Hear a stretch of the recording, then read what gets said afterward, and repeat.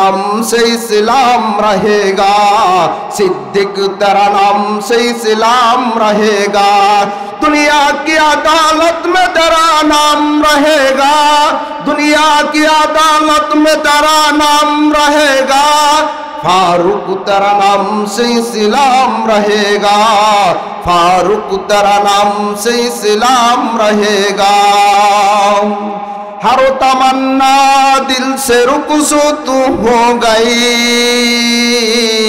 अब तू आजा अब तू खलवात हो गई, अब तू आजा अब तू खलवात हो गई।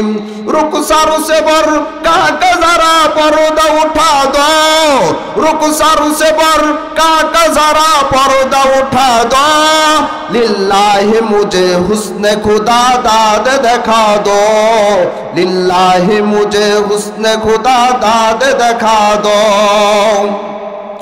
কোটি টাকার মানুষ দেখো অভাব হয় না দর, কোটি টাকার মানুষ দেখো অভাব হয় না দর। গরিব ঘুমায় আরাম করে মনটা বাহাদুর, গরিব ঘুমায় আরাম করে মনটা বাহাদুর, ঠিক কিনা? ফেরাউনের লাশটা দেখো মিশর জাদুঘরে, ফেরাউনের লাশটা দেখো মিশর জাদুঘরে। খাই না মাটি পোকা মাকড় সবাই ঘৃণা করে রে, সবাই ঘৃণা করে। বনবাদরি বনে থাকে সাউ ঝুলে তার বুকে, বনবাদরি বনে থাকে সাউ ঝুলে তার বুকে। এমনই মায়ে সাউ ছাড়ে না পরে হাজার দুঃখে, এমনই মায়ে সাউ ছাড়ে না পরে হাজার দুঃখে। বিদেশে বিরাজ্য যাহার পুত্র মারা যায়, বিদেশে বিরাজ্য যাহার কন্যা মারা যায়। পশু পঙ্খী জানার আগে আগে জানে মাই রে, আগে জানে মাই। আলহামদুলিল্লাহ, জারোয়া মাদানিয়া দারুল উলুম নুরানিয়া ও হাফিজিয়া মাদ্রাসা কর্তৃক আয়োজিত এই আজকে ইসলামী মহাসম্মিলনের সম্মানিত সভাপতি সাহেব ও সহসভাপতি সাহেব এবং প্রধান আলোচক সহ দিগার উলামায়ে কেরাম এবং আমার সামনে উপবিষ্ট আমার পিতৃ সমতুল্য মুরব্বিয়ান ইজাম এবং আমার সমবয়স্ক ভাইয়েরা ও কচিকাচা সোনামণিরা এবং পর্দার অন্তরালে অবস্থানরত আমার মা ও বোনেরা, আমরা সকলেই আজকে এই জারোয়া মিসকি এই স্থানে একটা দ্বীনি মজলিস, জান্নাতের বাগান আল্লাহ তাআলা হওয়ার তৌফিক দান করেছেন। এই জন্য সকলেই অন্তরের অন্তঃস্থল থেকে মনটাকে উজাড় করে জবানের শক্তিটুকু সকল শক্তি আল্লাহর জন্য ব্যয় করে আল্লাহর দরবারে শুকরিয়া জ্ঞাপন করি আলহামদুলিল্লাহ। আমি যে কোরআনে কারিমের আয়াত তেলাওয়াত করেছি 24 নম্বর পারার 19 নম্বর পৃষ্ঠা সূরা হামিম সাজদার 30, 31 ও 32 নম্বর আয়াত এবং বুখারী শরীফের 8 নম্বর হাদিস। এর বিষয় হলো আমাদের মাঝে সবচেয়ে দামি যে জিনিস সেটার নাম হলো ঈমান। সেটার নাম কি? ঈমান। এই ঈমান আল্লাহ পাক রব্বুল আলামিন বলেন, ইন্নাল্লাযীনা ক্বালু রাব্বুনাল্লাহ, যারা এই কথা স্বীকার করবে যে আমি আল্লাহ তাদের রব। কি স্বীকার করবে? আমি আল্লাহ তাআলা তার রব। সুম্মাস্তাকামু তাতানাজ্জালু আলাইহিমুল মালাইকা, অতঃপর সে এটার উপরে মত পর্যন্ত বহাল থাকে।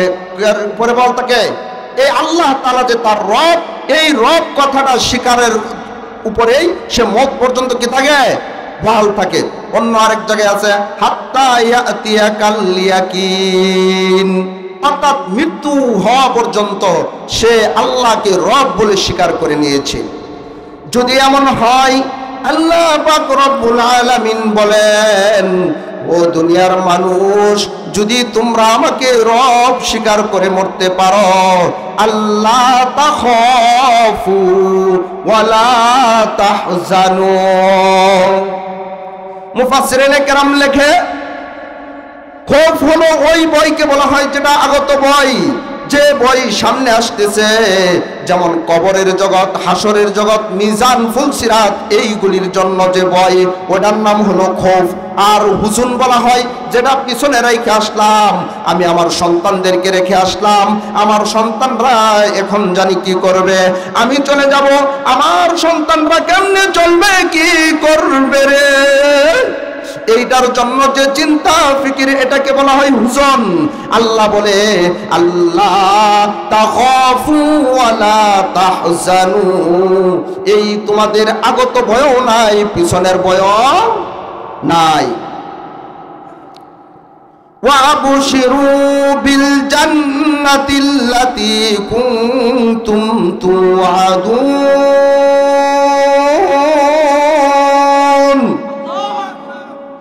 আর তোমাদের জন্য সুসংবাদ হলো জান্নাতের, যে জান্নাতের কথা তোমরা জারোয়া মাদানিয়া দারুল উলুম নুরানিয়া হাফেজিয়া মাদ্রাসার ময়দানে শুনতা, ওই মাদ্রাসার মধ্যে উলামায়ে কেরাম তোমাদেরকে জান্নাতের কথা বলছেন।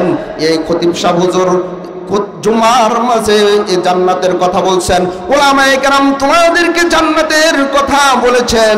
ওই ওয়াদাকৃত জান্নাতের তোমরা সুসংবাদ গ্রহণ করো। এই জান্নাতের জন্য তোমরা যে দুনিয়াতে অনেক কিছু ত্যাগ করেছ, আমার হুকুম মেনেছ, আমার হাবিবের তরিকায় চলেছ, আজকে সেই জান্নাত তোমরা দেখা দেখা তারপরে মৃত্যুবরণ করবা। আমরা সবাই এই জান্নাত দেখা দেখে মৃত্যুবরণ করতে রাজি আছি।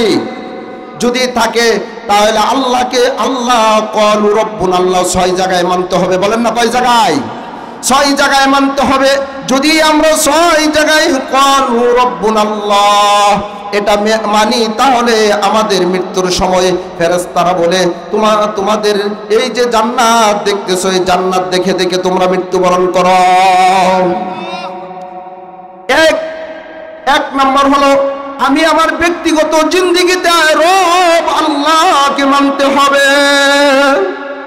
যে কোনো জায়গায় থাকি, একা একি আছি তবু আমার রব আল্লাহ, এই মাহফিলের মধ্যে আছি তবু আমার রব আল্লাহ। একা যাইয়া মোবাইল ছাইরা ও যুবক বন্ধু গুনাহ করা যাবে না। একা একই জিন্দেগিতেও যেখানে দরজা আটকানো, আর কেউ আমার খবর নিতে পারে না, ওই জায়গায় মনে করতে হবে আমার রব আমার খবর নিতেছে। এই জন্য ওই জায়গায় ক্বালু রাব্বুনা আল্লাহ মানতে হবে। নাম্বার 2, আমার পরিবার পরিজনের মধ্যে ক্বালু রাব্বুনা আল্লাহ মানতে হবে, অর্থাৎ ফি ইয়ালিহি। 1 নম্বর হলো ফি নাফসিহি, 2 নম্বর ফি ইয়ালিহি, পরিবার পরিজনের মধ্যে আমার রব আল্লাহ, এই কথা স্বীকার করতে হবে। এই কথা স্বীকার কেমনে? যদি যে কোনো জায়গায় যখন এই মুয়াজ্জিন বলবে আসসালাতু খায়রুম মিনান নাওম,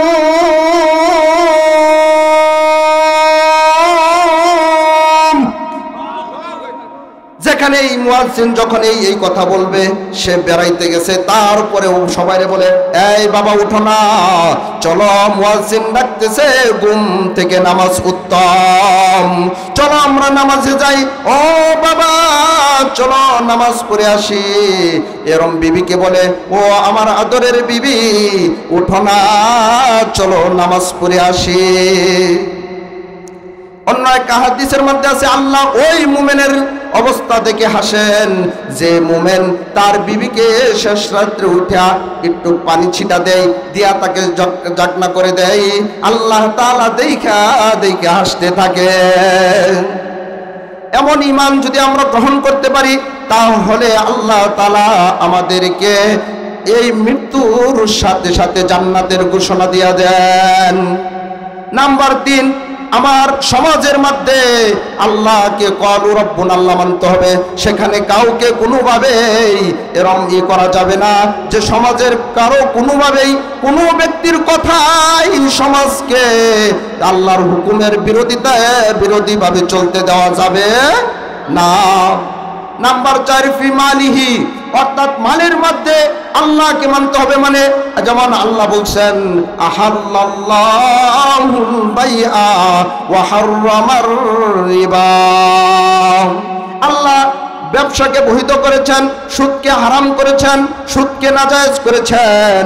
ওই সুদ খাওয়া থেকে বিরত থাকতে হবে, বরং সুদ খাওয়ার দ্বারে কাছে যাওয়া যাবে না, ওটার সাক্ষ্য দেওয়া যাবে না, ওটার লেখনেওয়ালা হওয়া যাবে না।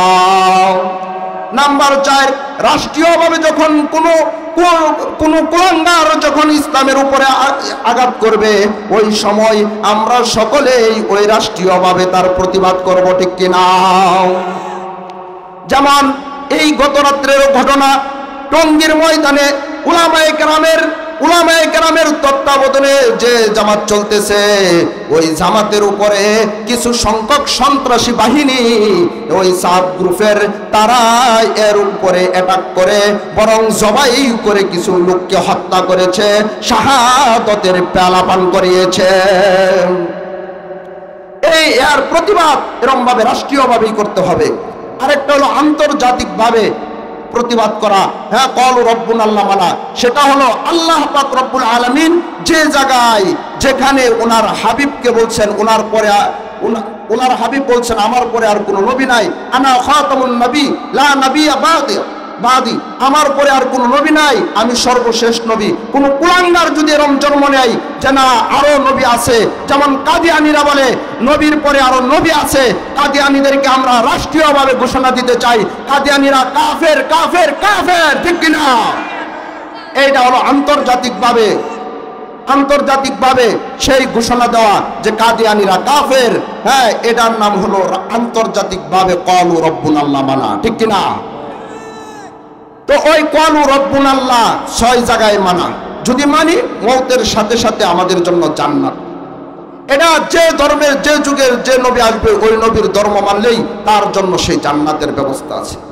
যেমন আমরা সবাই জানি, সবাই চিনি, সবাই শুনছি, ফেরাউন বলে আনা রব্বুকুমুল আ'লা, আমি সবচেয়ে বড় প্রভু, আমার চেয়ে আর বড় কোনো প্রভু নাই। ওই ফেরাউনের কথার জন্য, ওই ফেরাউন যখন সে বলেছিল আমি সবচেয়ে বড় প্রভু, এই জন্যই তো ফেরাউনের লাশটা দেখো মিশর জাদুঘরে, খাইনা মাটি পোকামাকড় সবাই ঘৃণা করে রে, ঠিক না?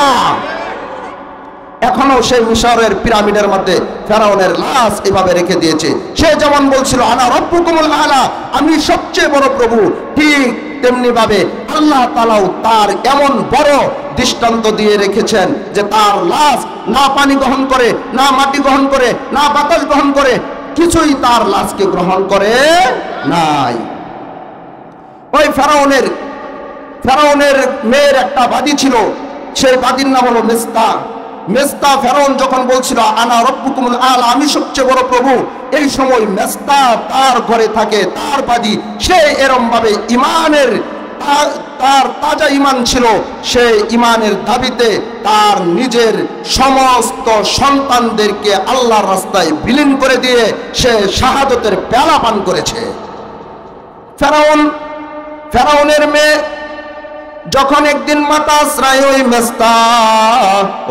মেস্তা যখন মাথা আশ্রইতেছে, মাথা আশ্রানোর সময় হঠাৎ করে চিরুনিটা পড়ে গেছে। মেস্তা চিরুনিটা তোলার সময় বলে বিসমিল্লাহি তাআলা,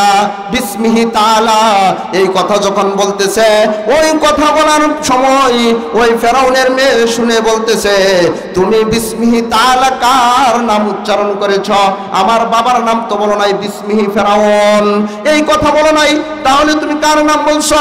বলতেছে তোমার বাবার রব যিনি আমার রব, তিনি ওই রবের কথা বলেছে।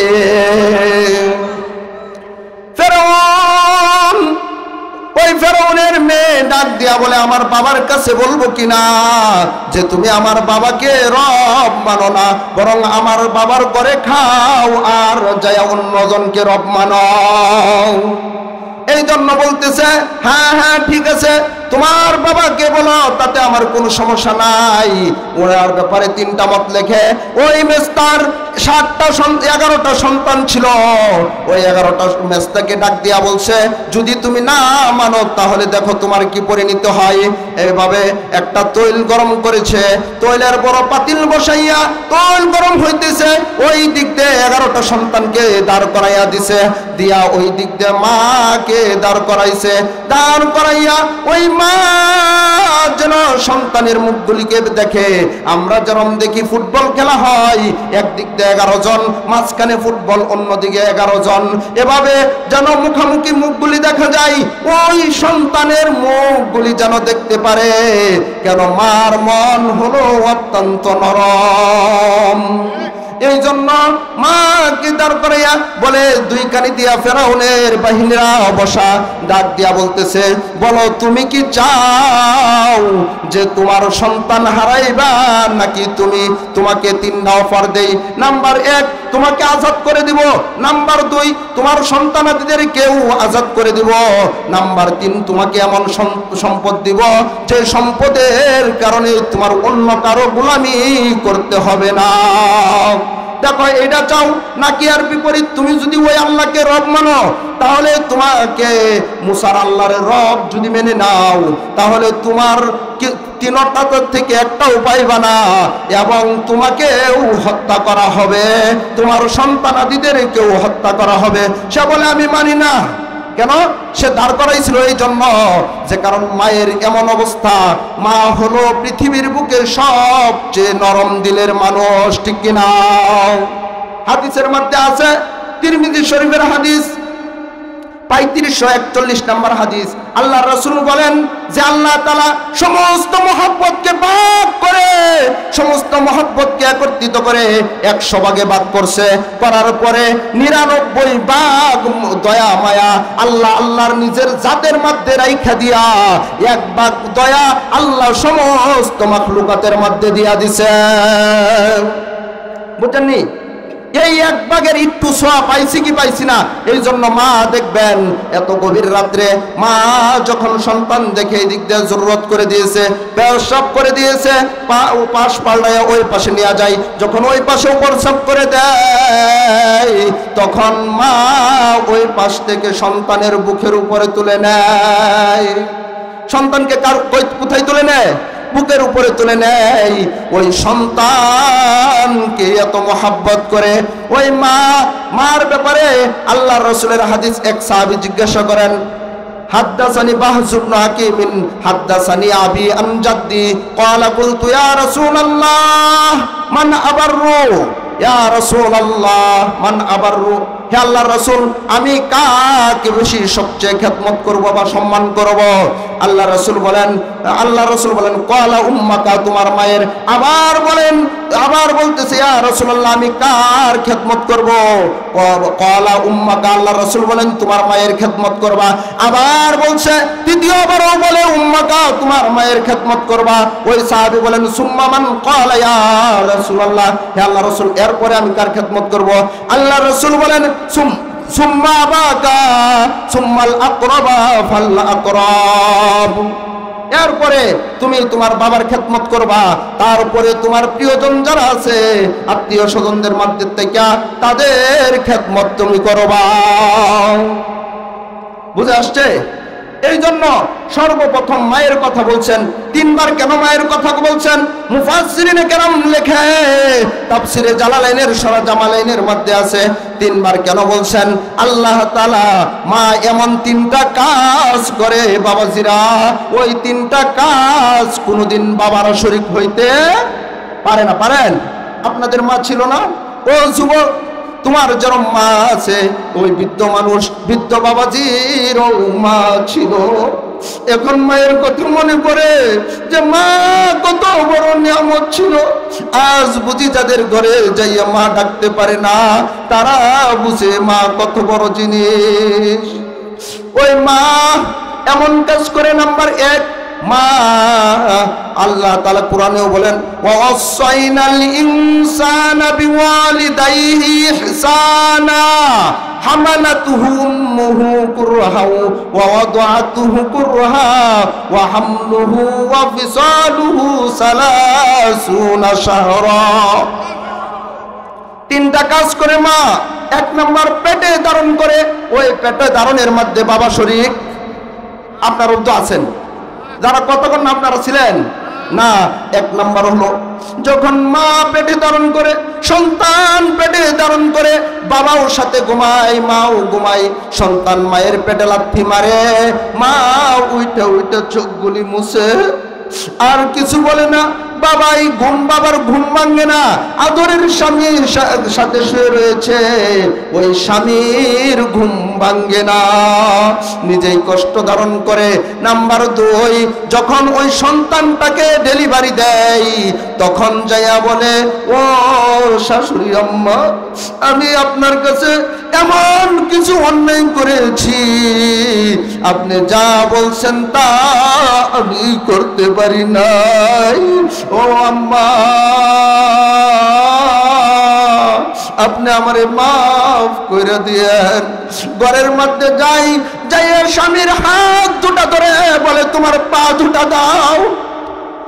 পা দুটা ধরে নিয়ে বলে ও আমার স্বামী, তোমার হুকুম অনেকগুলি মানতে পারি নাই, আমি তোমার হুকুম মানতে পারি নাই, এখন আমি মৃত্যুর সাথে পাঞ্জা লড়তে যাইতেছি, আমি যদি মারা যাই গো ও স্বামী, আপনার হাত দুটো ধরে আমি বলতেছি, আপনি পা দুটি ধরে আমি বলতেছি, আপনি আমাকে মাফ করিয়া দিয়ে, ঠিক কিনা? এমন ভাবে বলে যাইয়া সন্তান ভূমিষ্ঠ হয়। অনেক এমন খবর পাওয়া যায় সন্তান ভূমিষ্ঠ হইতে গিয়ে মা দুনিয়া ছেড়ে চলে যায়। আছে না বাবাজি? ও যুবক বন্ধু, আসেনি? আমার মা, আপনার মাও এমন কষ্ট করেছেন, যারা বৃদ্ধ আছেন আপনাদের মা আরো বেশি কষ্ট করেছে। এখন একটা অবস্থা নামছে সিজার করে, পেট কাইটা কষ্ট কম হওয়ার জন্য ব্যবস্থা করে, অর্থাৎ ওই ইহুদি নাসারাদের চক্রান্ত হলো যেন মুসলমানদের সন্তান কম হয়। বলেন না নাউজুবিল্লাহ। এই জন্য ওই বর্তমান মেয়েরা এরম ভাবে সিজার করে, ওই কষ্ট করে। মাকে যখন বলে, বাবাকে বলে, সর্বশেষ শ্বশুরকে যাইয়া বলে আব্বা জানি না আর কিনা আপনার সাথে সাক্ষাৎ হবে, আপনি আমার বাবার মতোই, আপনি আমারে মাফ করে দিয়েন। এত কষ্ট করে যাইয়া সন্তান ভূমিষ্ঠ হতে গিয়ে অনেক মা দুনিয়ার জমিন ছেড়ে চলে যায়। এত কষ্ট করার পরে যখন সন্তান জন্ম নেওয়ার পরে ওই 2.5 বছর পর্যন্ত সন্তানের খাবারের ব্যবস্থা আল্লাহ মায়ের মাধ্যম দিয়া করে দিয়েছেন, ঠিক কিনা? এই 3টা কারণেই, এই 3টা যে কষ্ট সন্তানের জন্য মা এক্সট্রাভাবে করে, যার মধ্যে বাবাই শরীক হইতে পারে না। এই জন্য তিরমিজি শরীফের বর্ণনা 1897 নাম্বার হাদিসের মধ্যে আছে, আল্লাহ রাসূলকে ওই সাহাবী যখন বলছিল, একবার বলছে আমি কার খেদমত করব, বলে তোমার মার, দ্বিতীয়বারও তোমার মার, তৃতীয়বার তোমার মার, চতুর্থবার বলেছেন তোমার বাবার খেদমত করবা, অতঃপর তোমার যারা বেশি আত্মীয় নিকটবর্তী তাদের। অন্য আরেক হাদিসের মধ্যে এরপরে তিরমিজি শরীফের বর্ণনা 1898 নাম্বার হাদিসের মধ্যে আল্লাহর রাসূল বলেন, আব্দুল্লাহ ইবনে মাসউদ রাদিয়াল্লাহু তাআলা আনহু বর্ণনা করেন, ইয়া রাসূলুল্লাহ, আমি আল্লাহর রাসূলকে জিজ্ঞাসা করলাম, হে আল্লাহর রাসূল, আইয়ুল আমালি আফজাল, সবচেয়ে উত্তম আমল কোনটা? আল্লাহর রাসূল বলেন, সবচেয়ে উত্তম আমল হলো as-salatu লিমিকাতিহা, নির্ধারিত সময়ে নামাজ পড়া। আমি জিজ্ঞাসা করলাম মা দায়া রাসূলুল্লাহ, হে আল্লাহর রাসূল এর পরে সবচেয়ে উত্তম আমল কোনটা? বলে বিররুল ওয়ালিদাইন, মাতা পিতার সাথে ভালো ব্যবহার করা। ও যুবক বন্ধু, তোমাদের আজকে কি মার কথা মনে পড়ে না? কার জানি মা নাই রে বাবা, ওই মার কথা মনে করে, বাবার কথা মনে করে দেখনি বাবা দুই ফোঁটা চোখের পানি পড়ে কিনা? ওই মার কবরগুলি, কার মার কবরে না জানি দাউ দাউ করে আগুন জ্বলে। ডাক দিয়া বলে ও আব্দুর রহমান, এই ফুস মাসে শীতের মধ্যে আমি তোর জন্য কত কষ্ট করছি রে। আমার ফিডের মধ্যে সর্বদাই তোর ফরসা ভরা থাকতো, আমি আর পরে উত্তরের ঠান্ডা লেগে যাইব, নিমুইনা হয়ে যাইব। ও বাবা, এই জন্য তোরে আমি কষ্ট দেই নাই, বুকের উপরে রাখছি। ও আব্দুল্লাহ, আব্দুর রহিম রে, এখন বুঝি তোর আমার কথা মনে পড়ে না। আল্লাহ রাসূলের এরকম ভাবে মার কথা, মা এত একটা দামি জিনিস, যে কারণে আল্লাহ তাআলা কোরআনে কারিমে ওয়াকাযা রাব্বুকা আল্লা তা'বুদু ইল্লা ইয়্যাহু ওয়া বিল ওয়ালিদাইনি ইহসানা ইম্মা ইয়াবলুগান্না ইনদাকাল কিবারা আহাদুহুমা আও কিলাহুমা ফালা তাকুল লাহুমা উফফিন ওয়ালা তানহারহুমা ওয়া কুল লাহুমা কাওলান কারীমা। আল্লাহ তাআলা উনার ইবাদতের সাথে সাথেই বলে দিয়েছেন, ও দুনিয়ার মানুষ,